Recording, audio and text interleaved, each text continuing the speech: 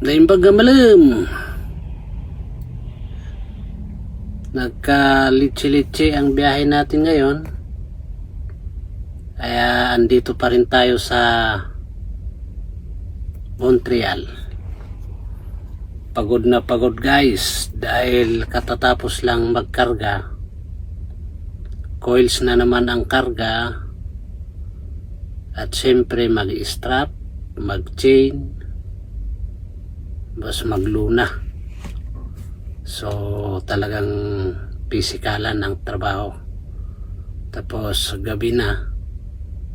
So kailangan mo bilisan konti. Nagkalitsi-litsi ang biyahe ko dahil pagkagaling ng US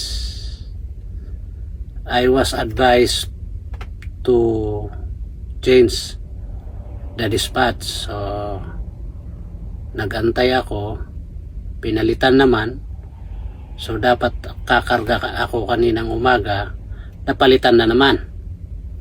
So sabi nila yung pangarga ko hindi pa daw ready.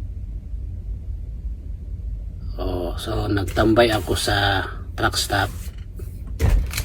And then there was another advice from my dispatch na pwede daw akong magkarga ngayong hapon. So hinabol ko siyang makapunta dito sa Montreal para magkarga. Kaya lang hapon na traffic talaga sa loob. So at any rate naman nakargahan naman tayo, kaya lang siyempre pagod na pagod ka na. Tapos rarat-rat ka pa. So I decided na siguro umaga na tayo pa bibiyahe. Yan guys, ang hirap dito sa flatbed talaga.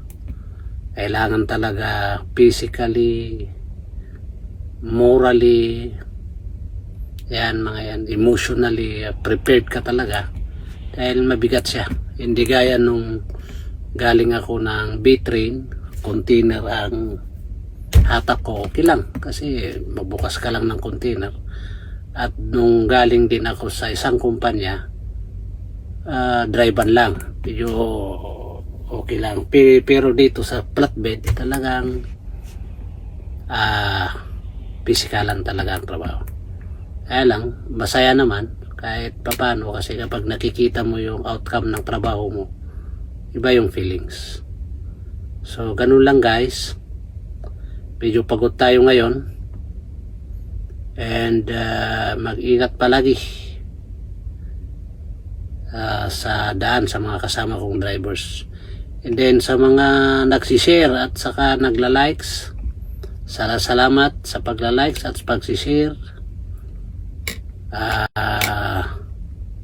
I will return back yung likes and share as soon as I can.